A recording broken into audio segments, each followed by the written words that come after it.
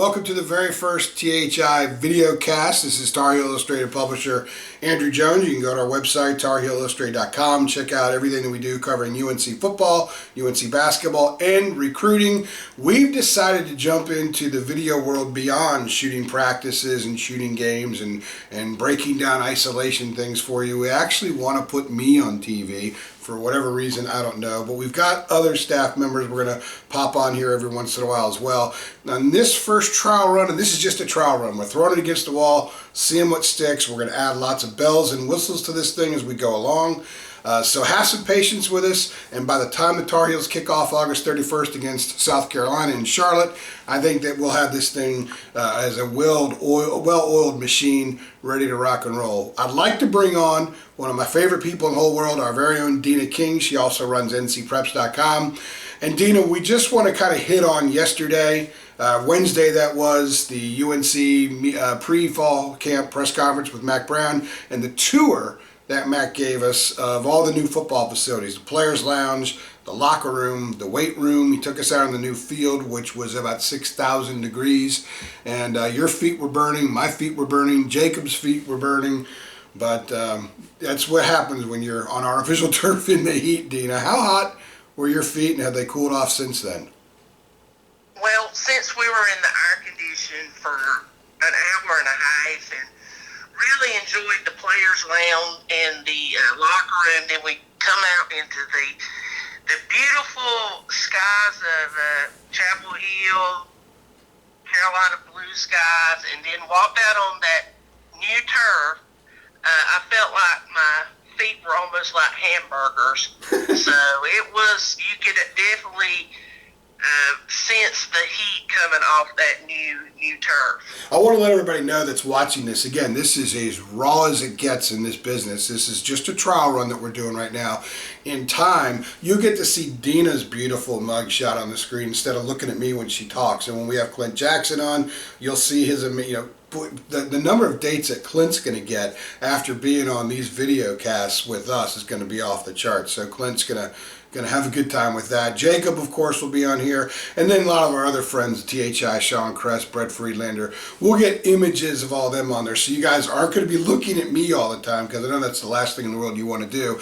Dina, yesterday, Mac's pre-fall camp press conference, what's two things, maybe three things that stood out to you that you took away from that impressed you about where things are 8+ months into the Mack Brown regime?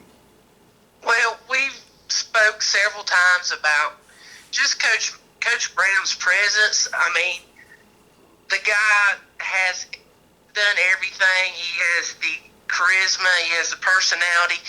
He looked like he was having fun just going around and showing all of us media everything. It's like showing everybody their new toys. Yeah. We went down to the players' lounge, and here he picks up the ball and starts shooting hoops down there in the players' lounge.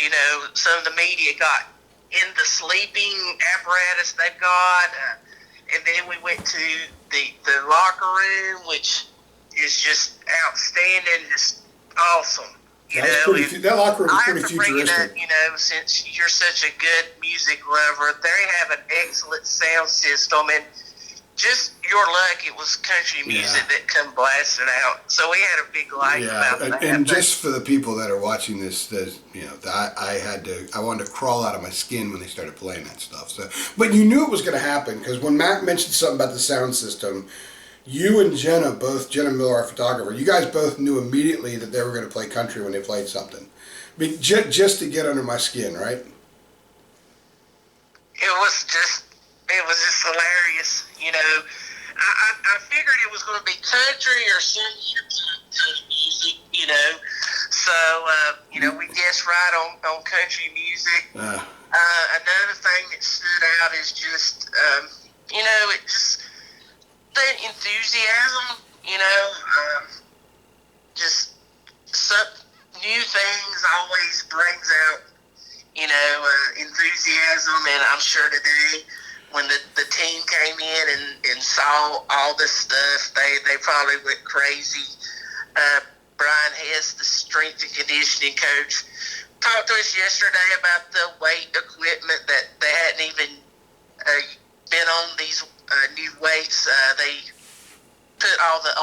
weights down to the Olympic sports, and it's a win-win for Carolina athletics. The Olympic sports are being able to use that equipment. Well, the team, by the way, used the weight room today. We're taping this Thursday, late Thursday evening. The team finally got in there and worked out today. They have 23 racks in the weight room now, when they previously had just 14.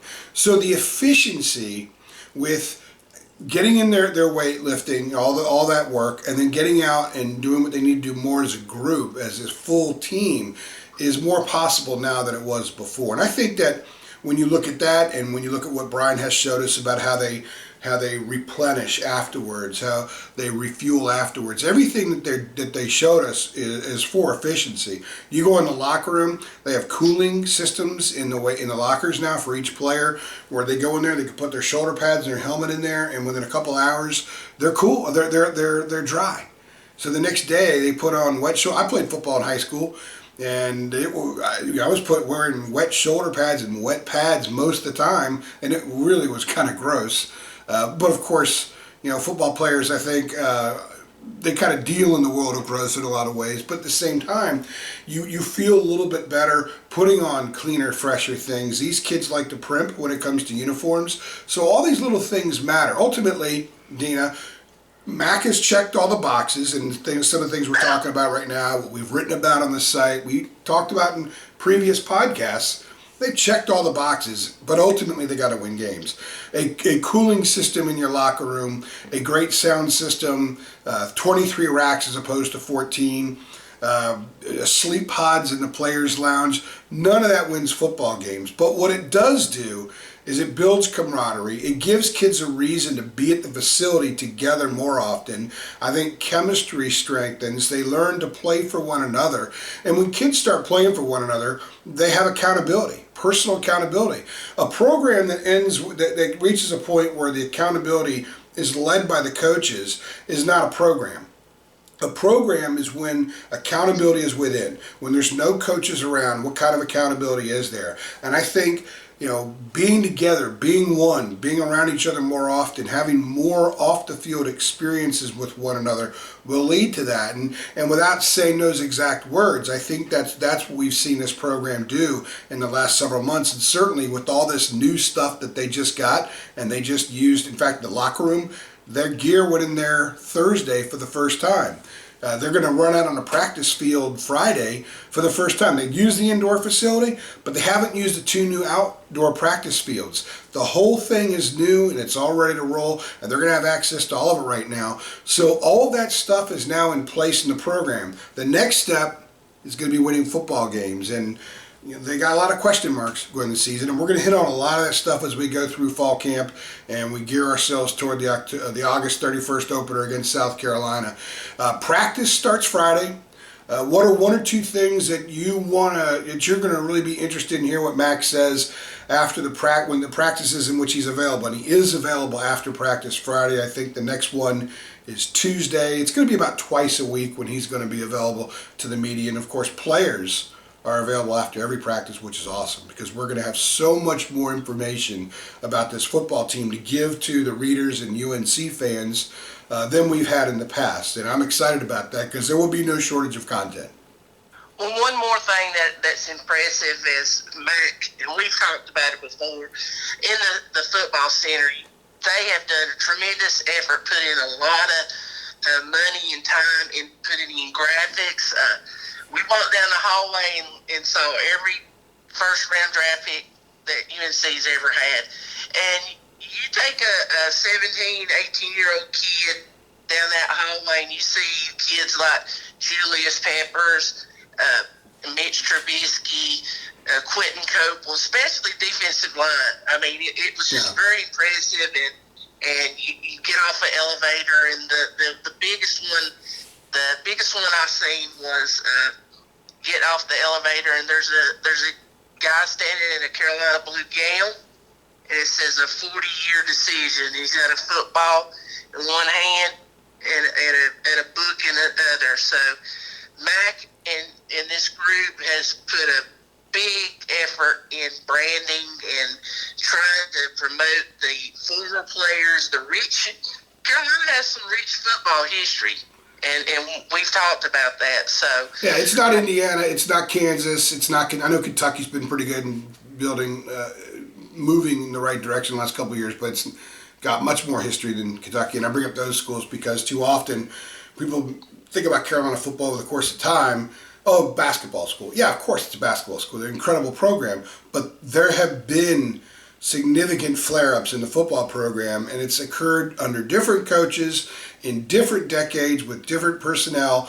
And one of the guys that occurred under, and probably maybe more so than any other coach, is Mac Brown. His last two teams finished in the top 10. They lost 3 total games. 2 of them were to Florida State. And I think that I'm not saying he's going to get the program back to that level. I have no idea. These things usually don't work out too well when guys come back that were once great to come back and coach the same place. I think there are a lot of reasons to believe why, if it's going to work, Mac Brown's the kind of guy that can make it work because of the program he's in, because of the division that they play in the ACC, and because he didn't leave the sport.